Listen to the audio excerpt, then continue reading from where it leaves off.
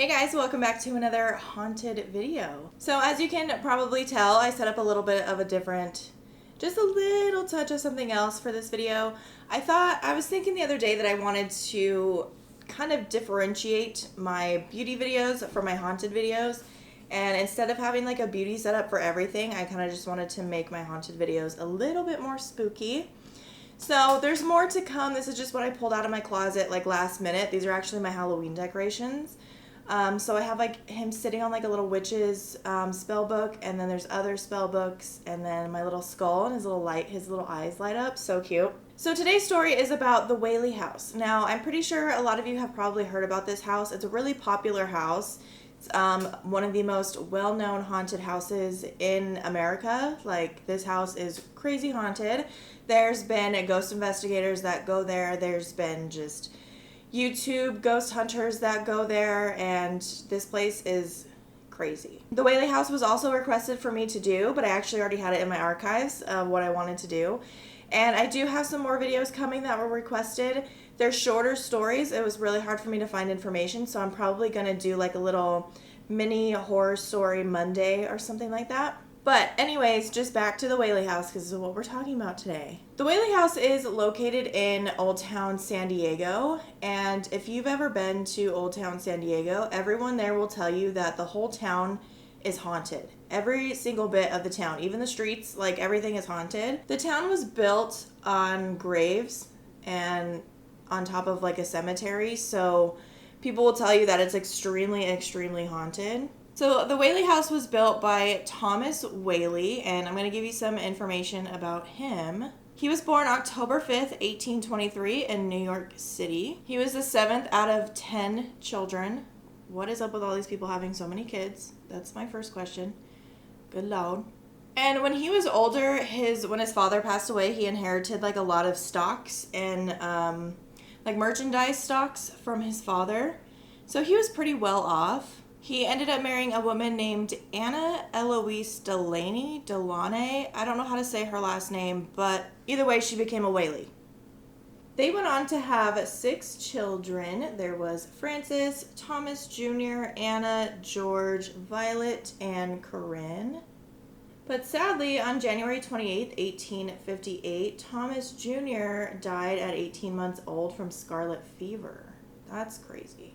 So the Whaleys were already living in the WHALEY house, and the WHALEY house was built by Thomas, and it said that he built the house from his own bricks from his own brickyard. The family lived there for a while, a couple years, and they also owned a general store.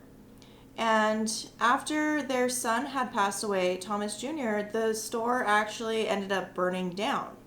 And because of this, Thomas decided to pack up the family and moved to San Francisco, where they would live for a couple years, quite a long time, because the WHALEY house would start to just get really old and everything like that, just kind of start to decay a little bit. So they lived in San Francisco for a pretty hot minute. So the family lives in San Francisco for like 10 years, right? So in 1868, Thomas invested all of his capital of stock in merchandise, and he decided to move back to San Diego and fix up the WHALEY house so his family could move back there. Fast forward to 1822, his kids are older, they're growing up.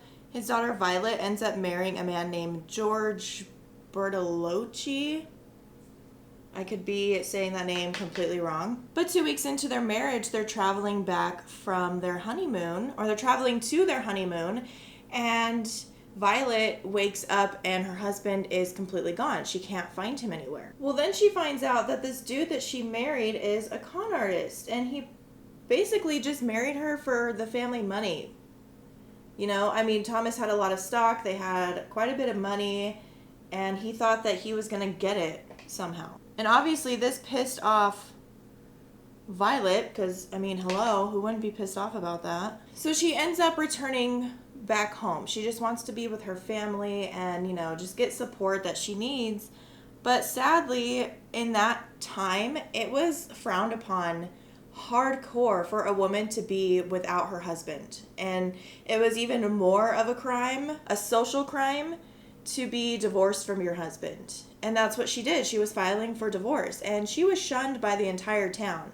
And like, she couldn't even walk down the street without anybody pointing fingers and laughing at her and just completely degrading her for not having a husband. So her divorce was finalized a year after filing, and sadly, people were still shunning her, and she just couldn't deal with it, you know? She was just getting really sick of the townspeople just looking down at her like she was a nobody just because she didn't have a freaking husband. Like, who cares? But I guess in those times it wasn't ladylike to not be without a husband. So it just really got to her, you know, the public humiliation, the sense of betrayal, which she has full rights to feel from her husband. And sadly, she would commit suicide by shooting herself in the chest with a .32 caliber gun. And she did this on August 18th, 1885, and she was only 22 years old. How freaking sad is that? When she shot herself, her dad, Thomas, he actually went out to go find her and see what was going on, and he noticed that she was still alive. So he was dragging her body into the house, into the parlor to be exact, and she would sadly die 15 minutes later. Violet's other sister, Corinne, she was actually engaged at this time too, that she killed herself and all of this happened. And her fiance ended up leaving her, calling off the wedding because of this whole scandal, because he didn't want to be a part of it. He didn't want people to know that he was a part of this family. Like, this family just has a lot of crap following them. Like, they just can't catch a break. So Thomas, being the good dad that he was just tired of this, of all of this stuff happening to his family. So he just up and said, screw it. And so he ended up building just a single-story house for the family in downtown San Diego. And the entire family would live there, and the Whaley house would be empty for 2 decades. But sadly, on December 14th, 1890, Thomas would pass away, and following that, his daughter, Anna Amelia, would pass away December 12th, 1905. So the Whaley house was actually vacant for a long time after that. And one of Thomas's sons, Francis, he decided to restore the old Whaley house and turn it into a tourist attraction. For what? I don't know what the touristy side would be, to be honest. I have no idea. Like, I don't know what he's trying to show with this house. I don't know if it's because his dad built it from bricks or what. I don't know what he's thinking of trying to get tourists to come out for. I have no idea. But eventually, Thomas's wife, Anna, his son, and his daughter, Corinne, his son, George, and his daughter, Corinne, would eventually move back into the Whaley house because an earthquake hit in San Francisco, destroying, you know, their old house, so they had to move back to the Whaley house.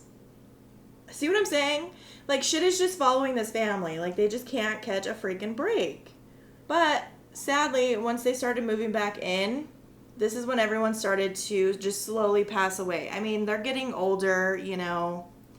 They're getting just weak in their age. It happens. So after all their deaths, there was really no one else to take care of the house. So it just remained vacant for a while. Years after following the Whaley deaths, the house served as a courthouse once and a general store. But on May 25th, 1960, the house was opened as a museum. And this is when the reports of hearing things and strange sounds would eventually start. But a little twist, the Whaleys, when they lived there, they were hearing sounds. They would hear sounds of somebody walking around with like heavy feet, like stomping around.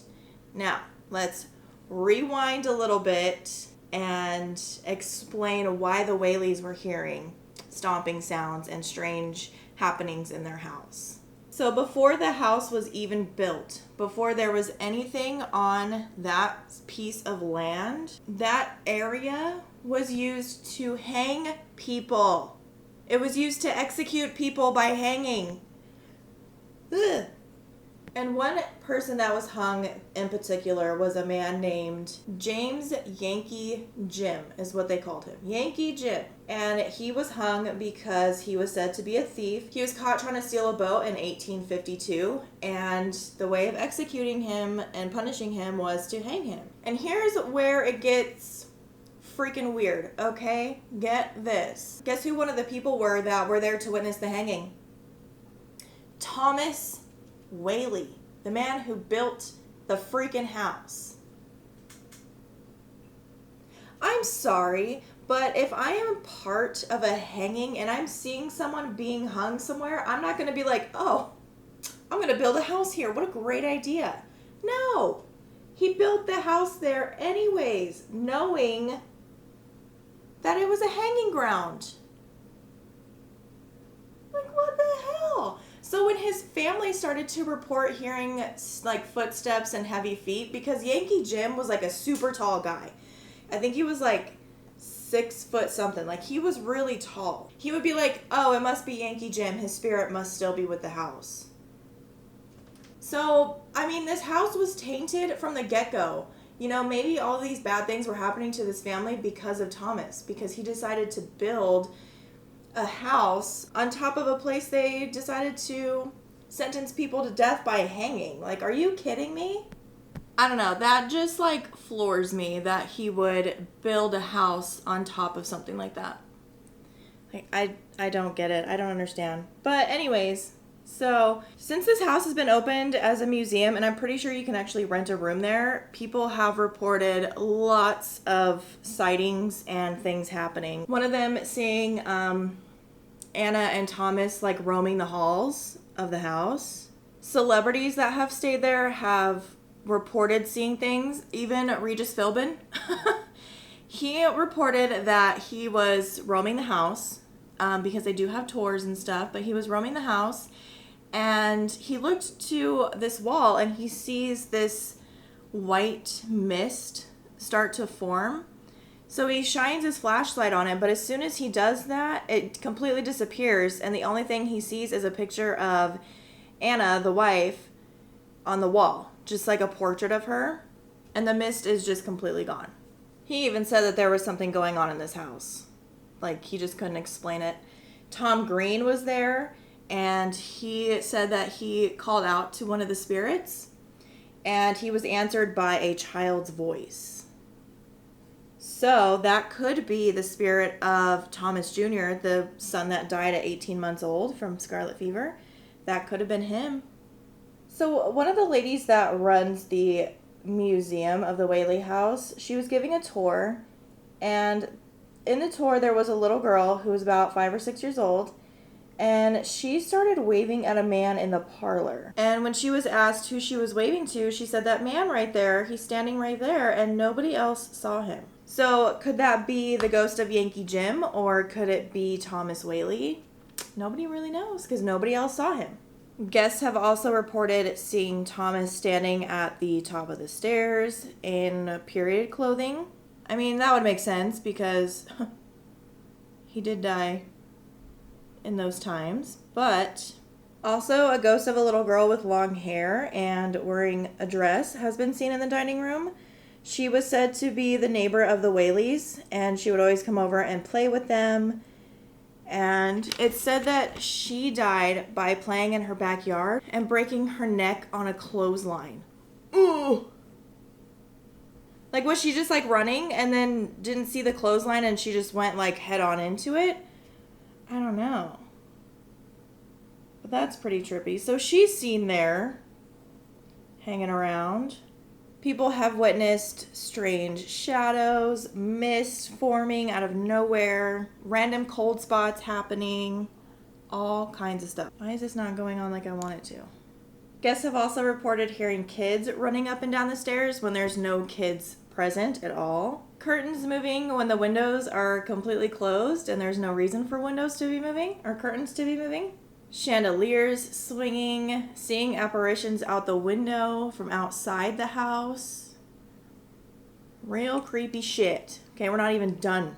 We're not even done yet. There was one incident with a police officer, and a person that lives kind of around the WHALEY house had called in a report of hearing a woman crying near the WHALEY house.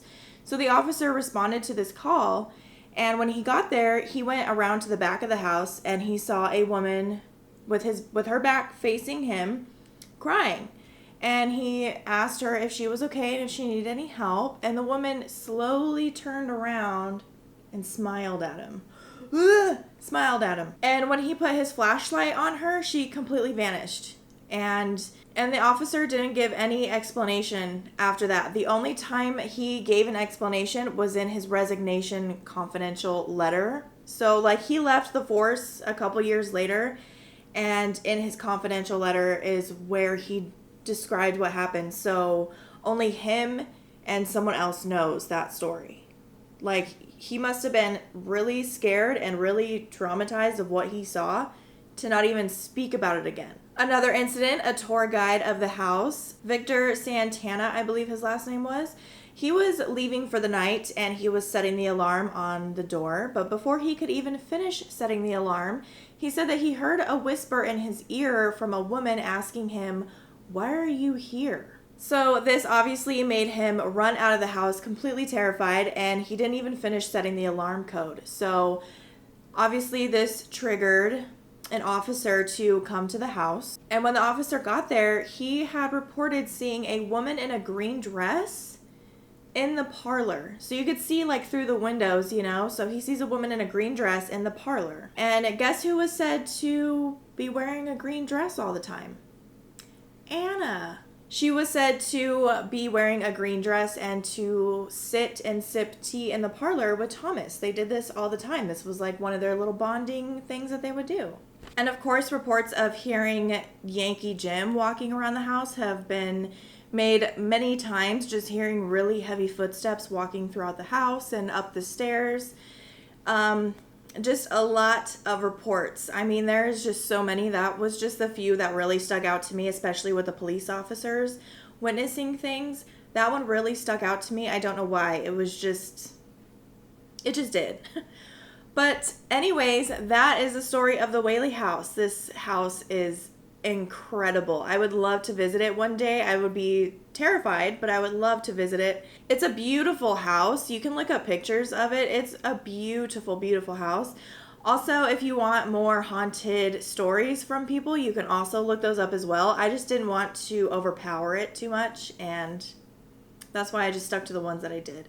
But anyways, I really hope you like this story and this makeup look. I don't know how I feel about it. I'm not sure what I was doing here, but this is what happened. So anyways, that is all I have for you guys today. I hope you really enjoyed this haunted story.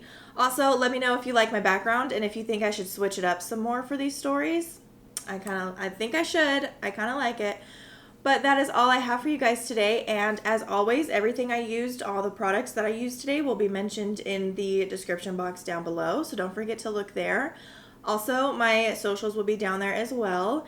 And I have nothing else to say except I love you guys and I will see you in the next one. Bye.